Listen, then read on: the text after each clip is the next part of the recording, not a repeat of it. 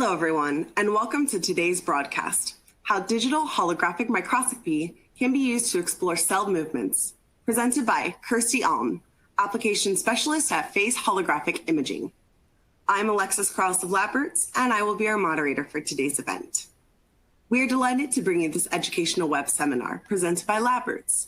LabRoots is the leading scientific social networking website and producer of educational virtual events and webinars. Before we begin, I would like to remind everyone that this event is interactive. We encourage you to participate by submitting as many questions as you want at any time you want during the presentation. Just click on the Ask a Question box located on the far left of your screen and type your questions into the drop-down box that appears on the screen. Our speaker will respond to your questions via email. If you have trouble seeing or hearing the presentation, please click on the Ask a Question box to let us know that you're having a problem. This presentation is educational and thus offers continuing education credits. Please click on the Continuing Education Credits tab located at the top right corner of the presentation window and follow the process to obtain your credits. Please join me in welcoming Dr. An. I will now turn the presentation over to her.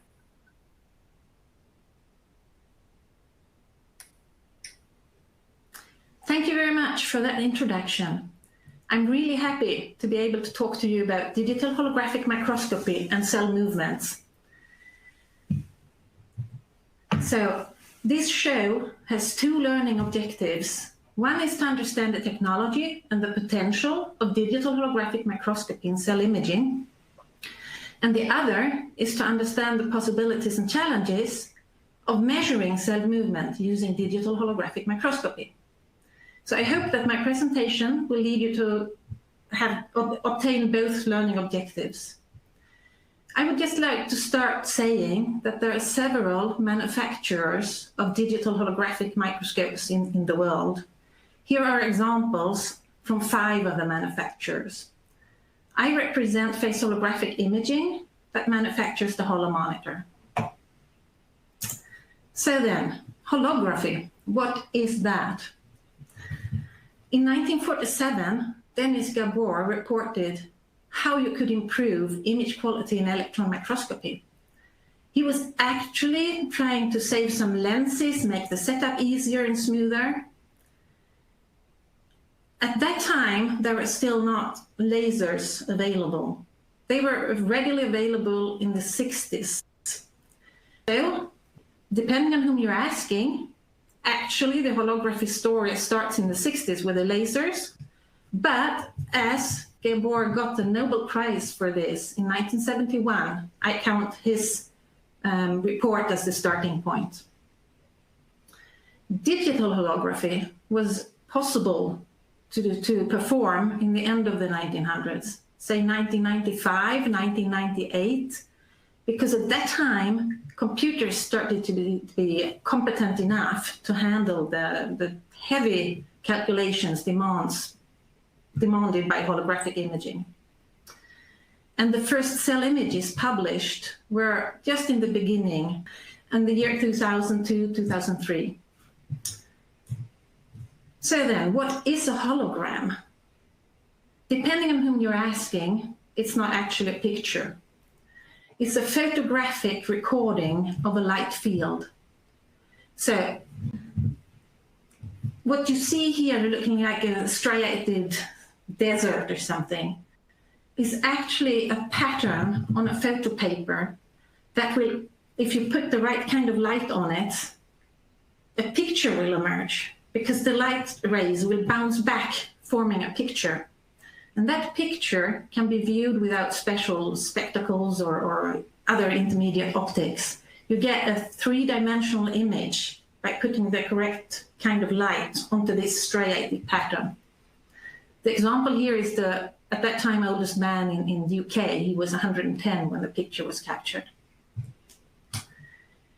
The thing with a holographic image is that you can view it from any angle as if the object is really there, because all parts of the hologram contains all information. So you twist and turn it, and you can see it from all angles as if you were actually looking at this little animal live. So how is then a hologram created? The hologram is the striated pattern. So it's created by having a light. You can see the first arrow to the left. You have a light, and the light is divided into two beams. One beam will go to the object and be changed by the object, and then it will be bounced down there. The other light beam will go down, be mirrored towards the object beam, but that second beam will be unchanged. It's a reference beam. It has the same properties as the original light source. So when the object beam and the reference beam meet, there will be an interference pattern. That's what's captured on the photographic plate. That's the striated pattern you have. That's the interference pattern of the two beams.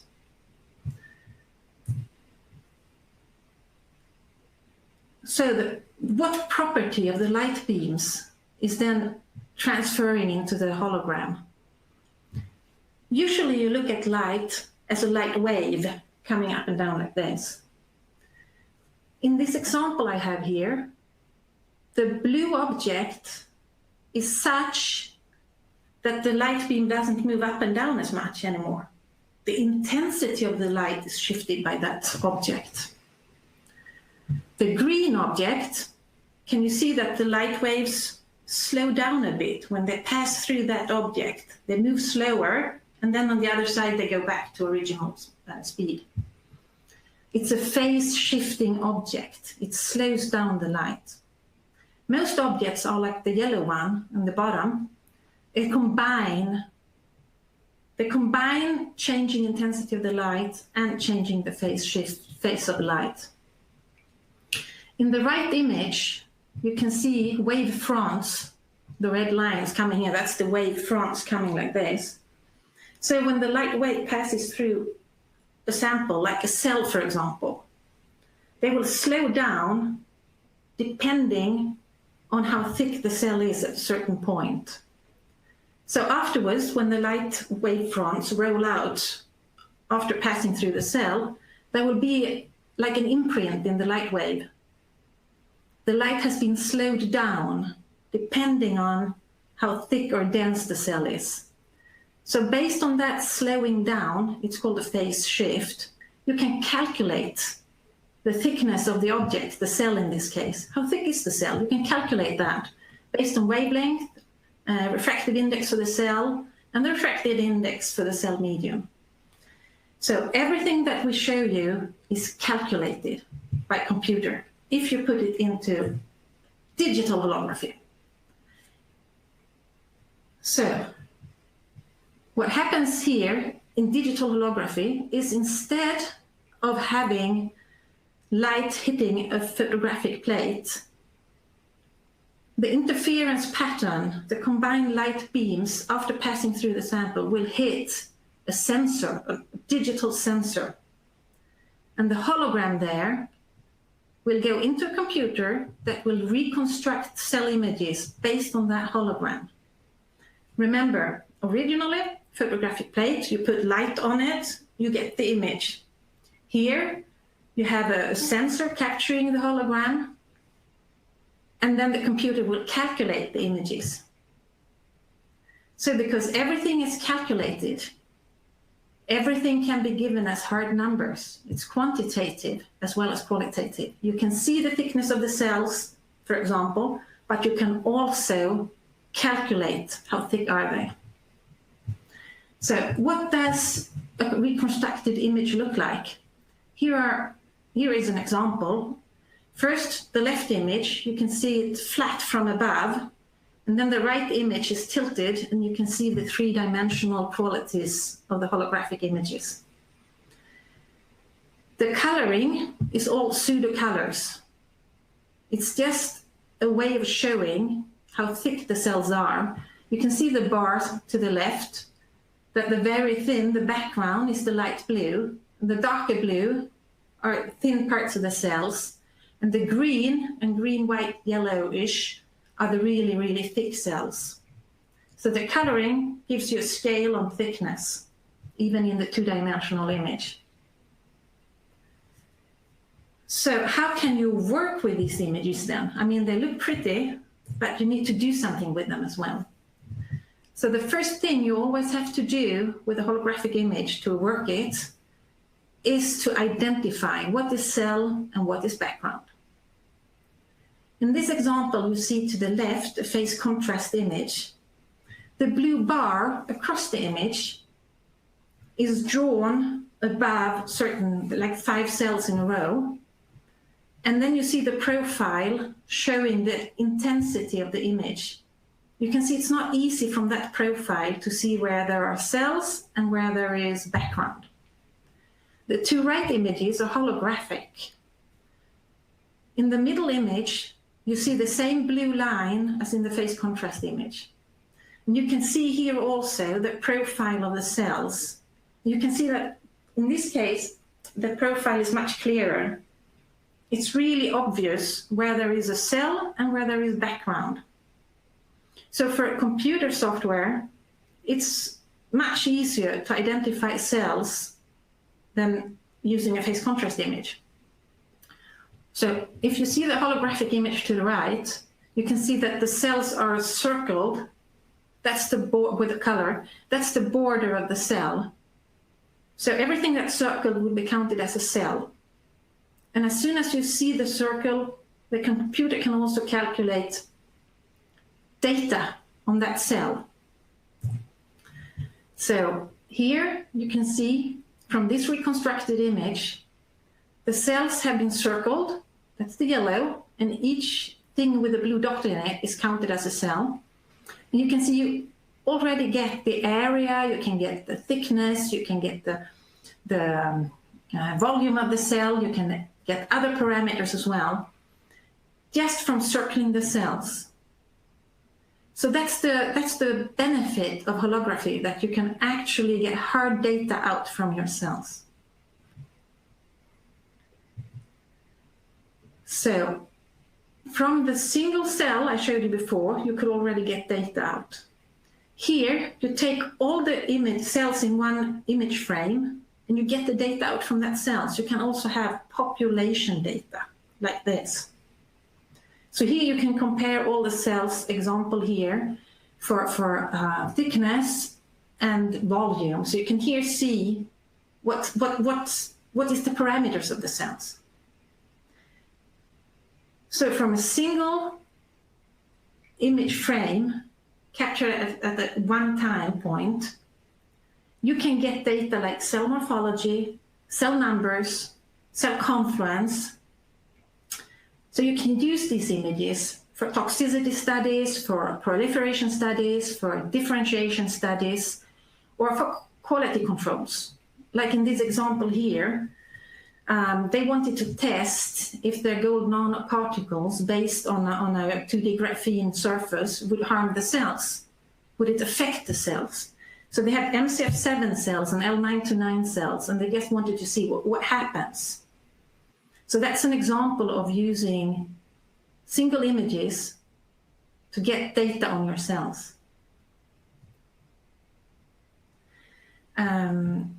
So I would now like to show you a movie, just to show you what it looks like when you capture several images from one single position, 5 minutes apart. It allows you to follow the cells over time. The same cell, the same individual cell can be followed over time. So here is the video.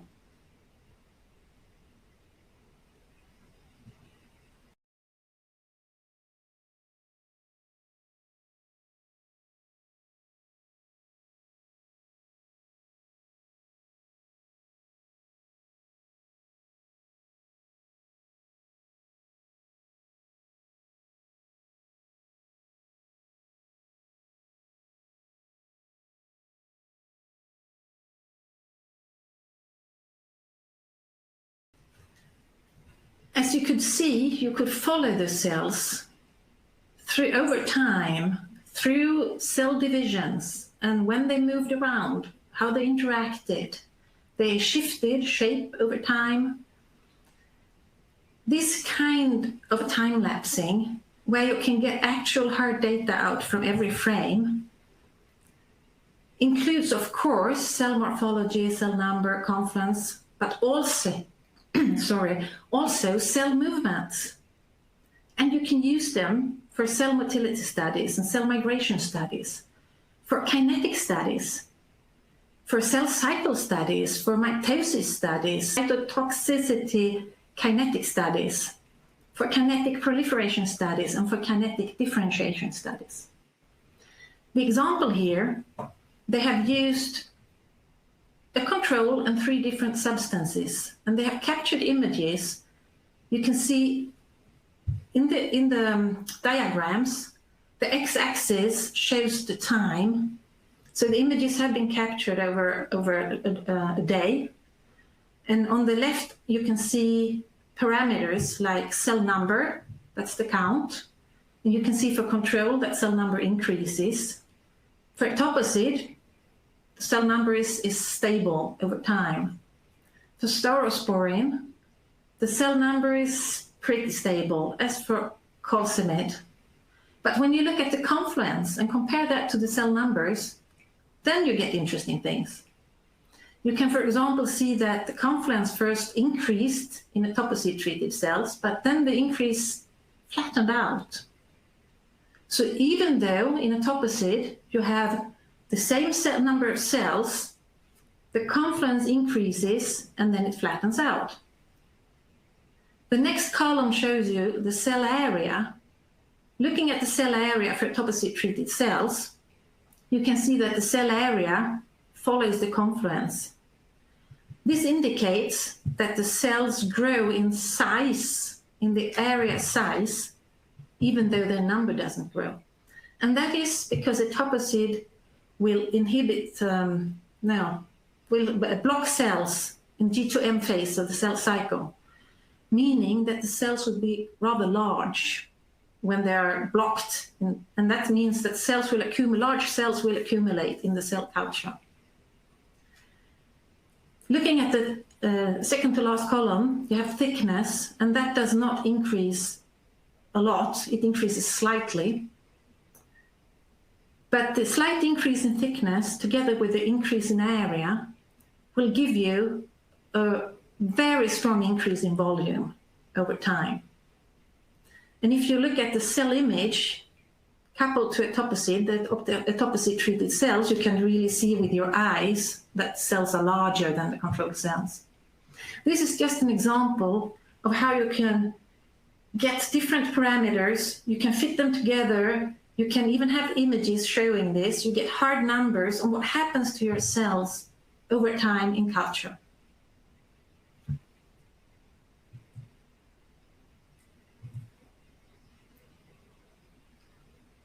So once you have the time lapse, you can start picking out the data that I talked about before. So the left image, you can see that the cells have been framed with a color. And then in the right frame, is the right image, you can see little tracks like the cells have tails. Those tails show how the cells have moved over time. Once you have done that kind of analysis, you have decided this is a cell and this is how it moved over time, then you can get other data out. So this diagram shows you the optical volume of the cell population over time. So we have population data. But because you have decided for each individual cell what happens, you also have the data for individual cells. So here is a dividing cell, and the diagram shows you on the x-axis is the time of capture, and on the y-axis you have the volume of the cell. So you can see that rather early in the time-lapse capture, that cell volume was suddenly going down. Phew! That is a typical cell division. It happens quite fast, and very abrupt, like this. So in the A image, you can see the cell when it's starting to round up. That's when it's the largest volume in the graph. Then the B frame, you can see that the cell has divided, but the cells have not yet let go of each other. That's just before the abrupt decline in volume. In the C frame, the cells have parted and they have settled down separately. That's when the optical volume is very, very low. And then there is a slow increase in optical volume over time. And in the end, the optical volume will again be very, very high, and there will be a new cell division. So you can see both the population, what happens to the cell population, but you can also see for each individual cell what happens over time in the time lapses. So what can you use this for? I mean, it's okay, it's very nice that you can see the cells and follow them, but it's actually also quite useful. So the cell tracking, the little tails on the cells, can be used for motility and migration studies. I just would like to give a short explanation on the terms motility and migration, because we're going to talk about that later. You can see the little drawing. It looks like my child had done it. The long movement like this shows how a cell has moved over time. That's the motility. Then the red line shows the shortest way from the starting point to the end point. That's the migration. So if you have a cell moving at random, the motility can go any way, whatever, and the migration is usually very different from the motility, very much shorter. But if you have a directed cell movement, the cell is moving with some kind of aim, the motility will be closer to the migration. There will be a directness to the movements. In the diagram here, you can see all the cells from that population, how they have moved over time. It looks like somebody, a kitten played with yarn or something. This is a random cell movement and how the cells have repositioned themselves over time. And the good thing is, because this is digital holography, you get hard data out of this. You can measure the motility, you measure the migration, you measure the motility speed, and you get hard data out from this. So one example of people who are actually used to motility to detect something important here is people who looked at cancer cells. They used L929 cells and JIMT1 breast cancer cells, and see was there a difference in cell movement if you had the cells in normoxia or hypoxia. Usually in a tumor, the conditions are hypoxic. There is not a normal amount of oxygen inside the cells. And these researchers wanted to know if that would affect cell movement. So they used a hypoxic chamber and detected cell movement, but they could find no difference in motility between cells in hypoxia and normoxia, in normal oxygen content. What they did see, though, is that the motility, how far the cells moved, was directly connected to the length of the cell cycle. The longer the cell cycle, the further the cells were moving. That makes there are ways to see cells that communicate with other cells through extracellular vesicles. Those extracellular vesicles contain signaling substances. They can be purified. In this case, they purified these extracellular vesicles from patients with preeclampsia, because they were interested to see if there were any special communication for monocytes in the immune system of patients with preeclampsia that could change the morphology and the migratory action of the immune systems because of preeclampsia. And what they could see was, if you look at the left diagram, that the control is the one which says THP. Sorry, I can't even speak anymore. THP. And there was much less movement, both for motility and migration, than if the cells were doped with extracellular vesicles from both preeclamptic patients and from normal pregnancy patients.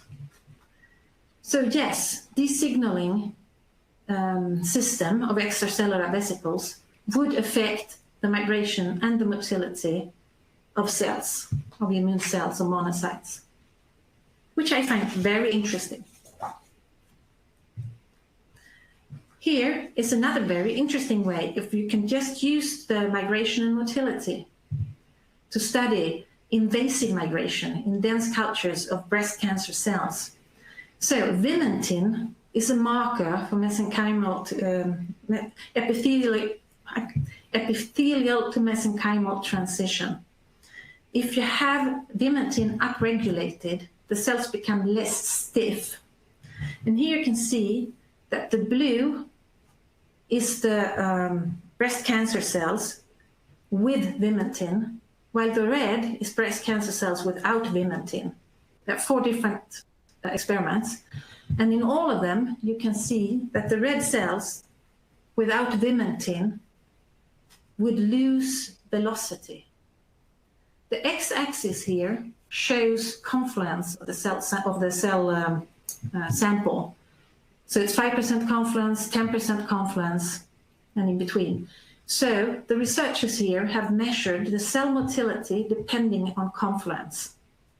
So you can see that with vimentin in the cells, that's the blue, the higher the confluence, the faster the cells will move.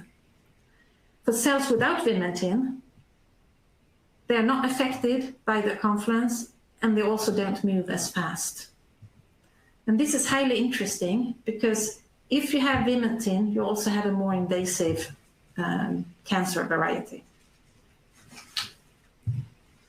Here is another example I also find fascinating. I'm sorry to treat you to all these examples, but I just love this. There is something which I hope I can pronounce, which is called kynurenic acid, which affects nerve signaling at different levels, and which also could be neuroprotective in neurodegenerative diseases. And what it does is that it could modulate the adhesion and locomotion of brain endothelial cells. So here they have, you can see the diagrams to the right, they have downregulated and upregulated kyna. And you can see that, no, not upregulated, sorry, treated with kyna. And you can see that if you have kyna, with kynurenic acid, it will decrease migration, it will decrease motility, it will decrease the speed of the cells. But you will also see a slight change, a slight effect on morphology. Not much though, and they have measured that as well. So here they combined the motility measurements with morphology data. Okay, is there anything else you can do using motility of the cells? Yes, you can do really good wound healing studies. So wound healing is a classical method. You study cells, you have cells which are really, really dense, and you create a scratch or a space or a gap in the cells, depending on whom you're talking to. It's also called a scratch assay. And then you see how fast that gap is filling. Depending on how you set up the experiment, usually people either capture an image in the beginning and in the end, or in the beginning and maybe once in the middle and then in the end, to see how fast the cells have moved in to fill the gap. But that way you don't know if the cells have actually moved in or if the cells have divided to fill that gap. Using holography, you can get a kinetic wound healing assay. So if you look at the left image, you can see there are dense cells on the sides and there's a gap in the middle. And the right image, the gap is filled. Below, you see how the cells have moved when they filled the gap. So in the left diagram, you can see how the cells moved from the upper edge and down. And in the right diagram, you see how cells move from the lower edge and up through the gap to fill the gap. There is an actual cell movement filling the gap. You can also see in the rightmost diagram a kinetic closure of the gap. Images have been captured every 20 minutes, every half hour, and you can follow how the gap is closing over time, and you can see exactly when it's closed.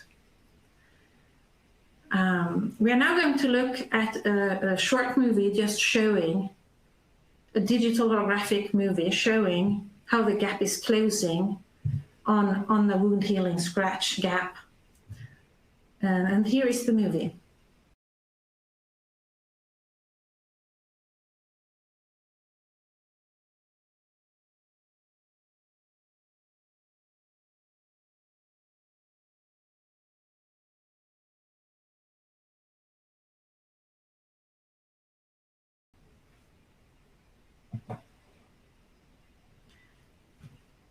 As you could see, the gap was filling with moving cells. There were almost no cell divisions taking place. So now you have two benefits of wound healing with holographic microscopy. You can follow the gap closure kinetically, and you can ensure that it's actually just cell movement and not cell division that fills the gap.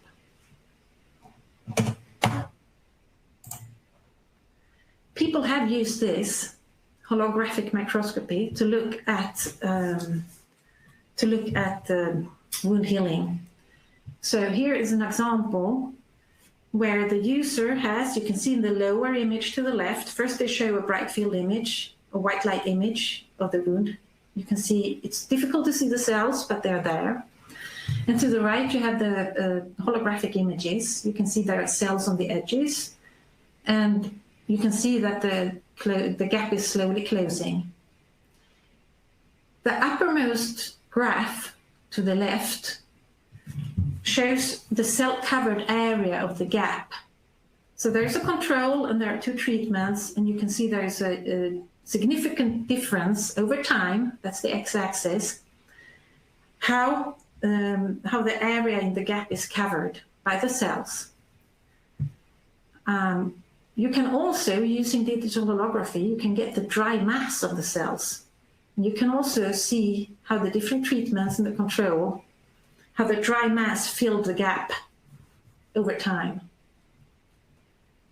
In this publication, they have also measured the thickness of the cell layer as a parameter in the wound healing gap, in filling the wound healing gap. They have also looked at cell volume, and you can see that the different treatments affected the cell volume over time differently. And based on that cell volume, they have also calculated the number of cells in the gap. So you can see here from different angles how you can study wound healing using digital holography.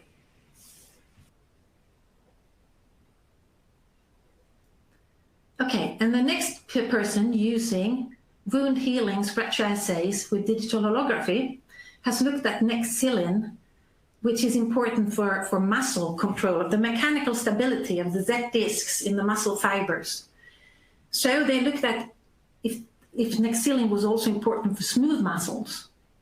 So they have seen that the smooth muscle cell movement was affected when nexillin was downregulated. You can see in the two diagrams to the right that they have looked at wound healing with two different ways to downregulate nexillin. And they have made a scratch, and then they see how the confidence in the scratch increases over time.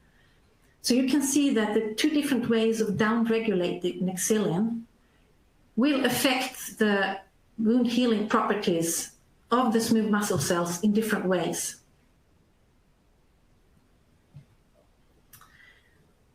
These researchers have looked at how melanoma invasivity is affected by loss of the CDKN2A, and they have used wound healing as one way of many to study cell movement and migration properties. So they made a nice scratch. You can see it in the image D here. They put a border where the cells are, and then they measured over time how this scratch was decreasing. So you can see if they have a wild type CDKN2A, there is a difference in the scratch filling than if they have no. So this could show that the loss of CDKN2 promoted motility of these melanoma cells. So what other applications can you use it for? You can use digital holographic microscopy and cell movement to look at chemotaxis, cell movement towards or from some attractant or repellent. In this example that we have here, we just show that cells with no fetal calf serum, that is net treatment, they will move hardly at all. They will be very immotile. But as soon as you induce a chemotaxis using fetal calf serum, the cells will start moving towards that. And you can see in the tracks that there is a clear movement downwards, so to speak, because downwards is where the fetal calf serum is. In this publication, researchers have used digital holographic microscopy to study chemotaxis for cells which have different conditions. They're in a matrigel, they're not in a matrigel, they have collagen, they have no collagen, and they have studied how cells were moving towards, they have starved the cells of fetal calf serum, so the serum-starved cells, they were moving towards serum. And they could see clear differences with different treatments in cell movement over time, and that was over different concentration gradients and with different matrices. So I'm now going to show you, because you have been suffering through a long talk of just, you can do this, you can do that, you can do this. I'm going to show you the beauty of holographic imaging now with a new movie, the next movie. And this movie shows you L929 mouse fibroblast, which is giant. And it will, you can see around it, normal-sized L929 cells, and they will all just divide, like popcorn. And this large giant cell, it will not divide, it will bud. So here is the video.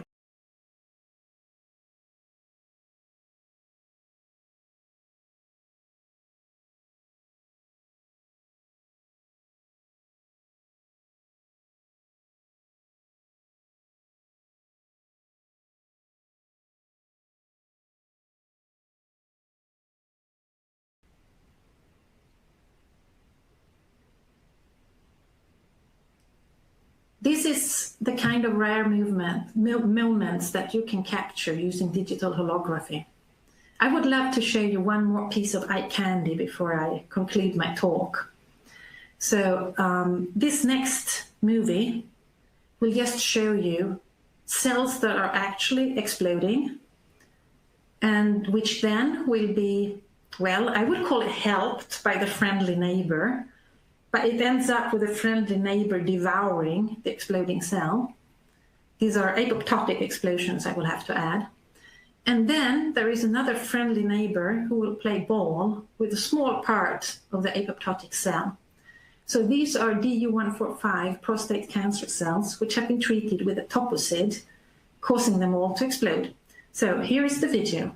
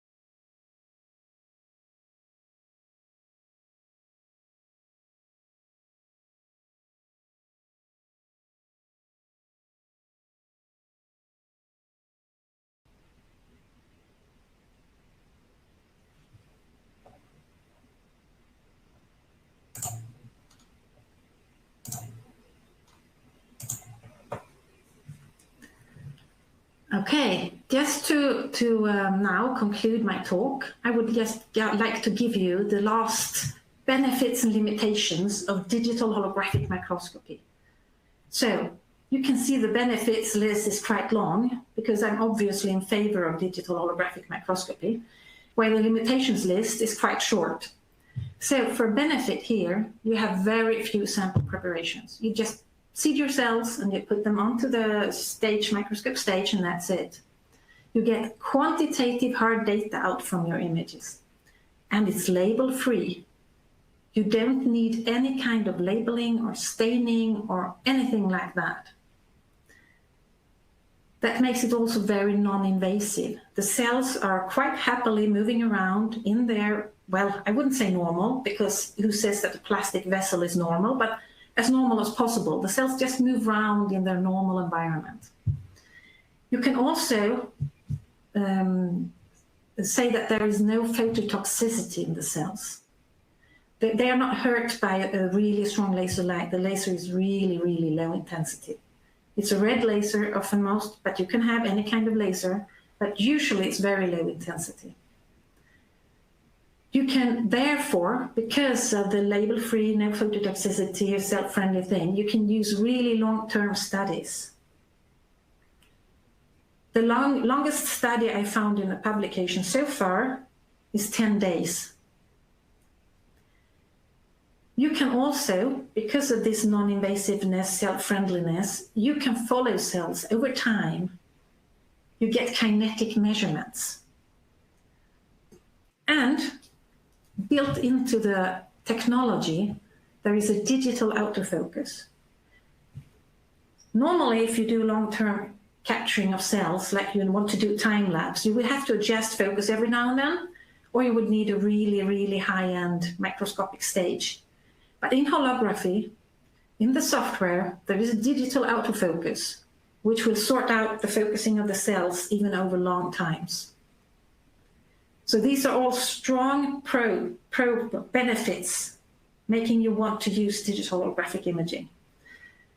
The bad part is that it's quite sensitive to scratches and condensation, things that will affect the surface where the cells are growing. Okay, I think that's about it. I hope you feel really interested now in digital holography. So I will just say thank you for listening to me. And as you see to the left here, you need to think about what your cells are up to tonight, and maybe think that you might need to monitor them so they don't do anything bad. Thank you. Thank you, Dr. Alm, for that informative presentation. We will now start the Q&A portion of the webinar, and we'll address some of the most commonly asked questions by our viewers. If you have any questions you'd like to ask, please do so now. Just click on the Ask a Question drop-down box located on the far left of your presentation window, type your question into the box that appears on the screen, and click the Send button. Our speaker will follow up with your questions via email. So let's get started. Our first question is, what types of cells can be studied with digital holography? Well, digital holography per se, the technology per se, can actually be used to study almost any kind of cells. There are so many different setups worldwide. You can study bacteria, you can study flagellates, you can study parasites, you can study suspension cells, adherent cells. There is no limit, actually. You just need to find the right setup. Can all different kinds of cell culture vessels be used? Again, this depends on your setup. The most important thing is that the cell culture vessel has good optical properties. So depending on what you're after, you can use EBD slides, 6-well plates, 96-well plates, special glass things. There are lots of publications on people using strange materials with nanowires on it as the cells are growing on those. So it depends on what your need is, and you need to find the correct setup. As I said, there are many setups worldwide. Now, Dr. Alm, what is the resolution? Again, That depends on the setup. Everything here comes down to setup. Holography per se has a theoretical resolution of down to nanometers. The setup we have mostly been looking at tonight comes from the holomonitor from Phase Holographic Imaging, and that has a resolution of about half a micrometer to a micrometer, depending on the background noise in your sample. So it's very different from setup to setup. How do you know what digital holography is not, excuse me, how do you know that digital holography is not phototoxic? Usually, I can't swear free from every holographic kind of digital holographic setup on the world, but usually people use very low intensity lasers. And there is actually a person in Gothenburg who has studied the impact of light on cells quite a lot. And most of the lasers used for digital holography are so far below the toxicity limit, the phototoxicity limit, that they will not even affect the protein expression in the cells, much less kill them off. Usually, actually, the light intensity is so low that you could give it to children to play with. And it looks like we have time for one more question. For how long can you monitor the cells? You can actually choose pretty freely. The longest I know of that anyone has studied the cells is actually 2 full weeks. Depends a bit on how often you want to capture the images, because in the end you don't want to sit there with 2 weeks of full-time movie to investigate. But it's actually very free to choose. I would like to once again thank Dr. Alm for her presentation. I would also like to thank Laborats for making today's educational webcast possible. Before we go, I want to let everyone know that today's webcast will be available for on-demand viewing through December of 2018. You will receive an email from Laborats letting you know when this webcast will be available for replay. Please share that announcement with your colleagues who may have missed today's event. That's all for now. Thank you for joining us, and we hope to see you again soon. Goodbye.